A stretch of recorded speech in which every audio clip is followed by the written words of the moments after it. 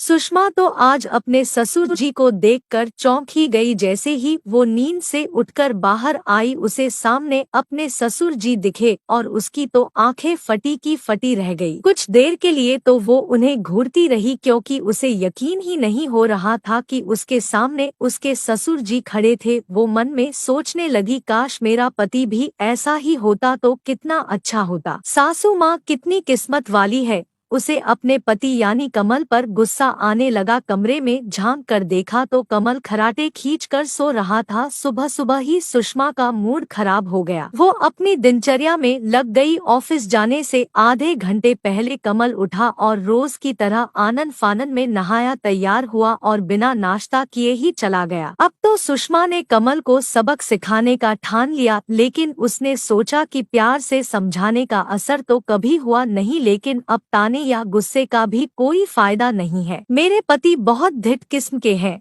उन्हें अलग तरह से समझाना पड़ेगा। आज भी जब कमल बिना नाश्ता किए निकल गया तो हमेशा की तरह सुषमा ने गुस्सा नहीं किया, बल्कि उसके दिमाग में तो सिर्फ उसके ससुर जी चल रहे थे। वो अपने ससुर जी से बहुत ज्यादा प्रभावित थी। उसे हमेशा से अपने ससुर जैसे आदमी पसंद थे, लेकिन बदकिस्मती से उनके बेटे कमल में वो गुण नहीं थे। जब कमल से शादी हुई थी तब भी सुषमा के माता पिता ने उसके ससुर के स्वभाव को और समाज में उनके नाम को देखकर ही झट से शादी के लिए हाँ कह दिया था। ससुर जी रिटायरमेंट के बाद भी सुबह जल्दी उठकर नहा लेते, वॉक पर जाते, फिर घर आकर पूजा पाठ करते और शानदार कपड़े पहनकर रेडी हो जाते। रिटायरमेंट के बाद भी वो घर में नहीं बैठना चाहते थे, इसलिए उन्होंने पार्ट टाइम जॉब ज्वाइन कर ली थी। पैसे की कोई कमी नहीं थी, लेकिन ससुर जी को घर बैठकर आलसी नहीं बनना था। बहुत शौकीन इंसान थे। घूमना फिरना, तैयार होना, नए नए कपड़े, जूते, घड़ियां लाना, परफ्यूम लगाना, कुल मिलाकर हमेशा अप टू डेट बनकर रहना उनका शौक था। वो आए दिन सासू माँ के लिए भी तोहफे लाते थे और दोनों अकेले ही घूमने निकल जाते थे। कई बार तो वो सासू माँ को पिक्चर भी दिखाने ले जाते, लेकिन जब सब के साथ जाने की बात करते तो कमल हमेशा कोई ना कोई बहाना बनाकर मना कर देता। अपने पिता से बिल्कुल उल्टे स्वभाव का था। वो सुबह देर से उठता, दौड़ता भागता, भूखा प्यासा ही ऑफिस जाता, थका हारा घर आता और फिर आकर न्यूज देखता या अखबार पढ़ता और थोड़ा चिड़चिड़ करके सो जाता। सुषमा तो अपने पति के स्वभाव से परेशान ही हो गई थी। आखिर उसकी शादी को अभी 2 साल ही हुए थे, कोई बच्चा भी नहीं था। यही तो वक्त था जब दोनों पति पत्नी एक दूसरे के साथ खुलकर जी सकते थे, घूम फिर सकते थे। कभी कभी वो सोचती कि मुझसे ज्यादा तो ससुर जी और सासू माँ घूमते हैं। एक मेरे पति हैं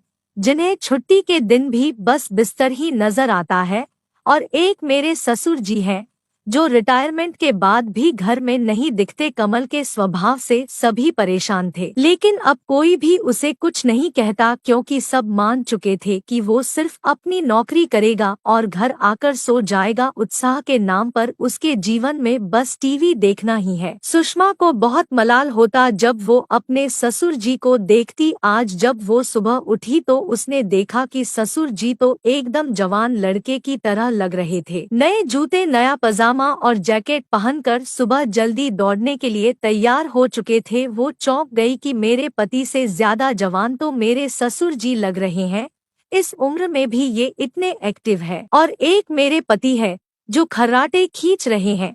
उसे अपनी शादीशुदा जिंदगी उदास लगने लगी थी, क्योंकि कमल में तो किसी चीज का कोई उत्साह ही नहीं था। और आखिर कब तक वो सिर्फ अपने सास-ससुर के साथ घूमती। एक दिन उसे उदास देखकर ससुर जी ने खुद ही दोनों के लिए चाय बनाई। चाय लेकर वो सुषमा के पास गए और कहा, बेटा बहुत परेशान लग रही हो, मुझे बताओ क्या बात है। सुषमा ने अपने दिल का सारा दुख उनके सामने बयां कर दिया। उसने यह भी कहा कि काश इनमें भी आप जैसे थोड़े गुण होते। आप जितने जिंदादिल ना सही, पर जिंदगी का थोड़ा तो उत्साह होता। ससुर जी के दिमाग में एक तरकीब सूझी। उन्होंने सुषमा को कहा कि अब से जैसा मैं कहूँ तुम वैसा ही करोगी। कल से सुबह 5:30 ट्रैकसूट पहनकर रेडी हो जाना, हम दोनों साथ में वॉक पर जाएंगे। सुषमा कुछ समझ नहीं पाई, पर उसने उसने अपने ससुर जी की बात मान ली। अब से दोनों ससुर बहू साथ में वॉक पर जाने लगे। जब कमल को ये बात पता चली तो वो थोड़ा अचंभित हो गया। उसने सुषमा को टोका और कहा, इस तरह ट्रैक सूट पहनकर अपने ही ससुर के साथ वॉक पर जाने में तुम्हें थोड़ा अजीब नहीं लगता? उसने कटाक्ष भरे स्वर में कहा, जब मेरे पति को ही फुर्सत नहीं तो ससुर जी के साथ ही जाना पड़ेगा। कुछ वक्त बाद सुषमा ससुर जी और सासू माँ के साथ घूमने फिरने लगी, पिक्चर भी जाने लगी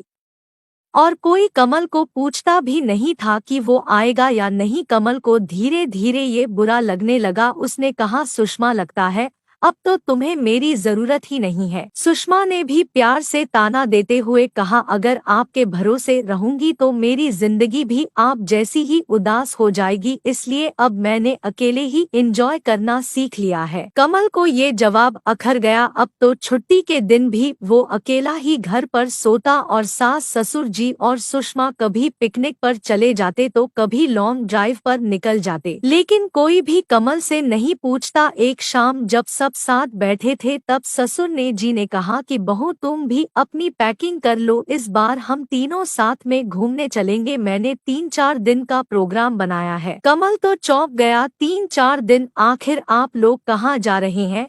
मुझसे भी पूछ लिया होता, मैं भी छुट्टी ले लेता। कमल के स्वर में गुस्सा था। तभी ससुर जी बोले, छुट्टी ले लेता? तुम शादी के इन 2 सालों में बहू को आज तक घूमने नहीं लेकर गए, तुम क्या हमारे साथ चलोगे? रहने दो, तुम घर पर ही आराम करो। अब 3-4 दिन तुम आराम से नींद निकालना, वैसे भी घूमने फिरने में रखा ही क्या है। कमल समझ गया कि वो कहाँ गलत था। उसमें जीवन को लेकर खास उमंग नहीं थी, लेकिन जब उसने अपनी पत्नी को उसके बिना एंजॉय करते देखा तो उसे झटका लगा। उसे एहसास हुआ कि अपनी पत्नी के साथ घूमना फिरना एंजॉय करना कभी कभी उसे यूं ही बाहर लेकर चले जाना शादीशुदा जिंदगी के लिए कितना जरूरी है। कमल ने तुरंत अपने बॉस को फोन लगाया और कहा, सर मुझे कुछ दिनों की छुट्टी चाहिए, शादी के बाद पहली बार अपनी पत्नी को घूमने लेकर जा रहा हूँ। ये सुनकर सुषमा तो हक्की बक्की रह गई। ससुर बहू ने एक दूसरे की तरफ देखा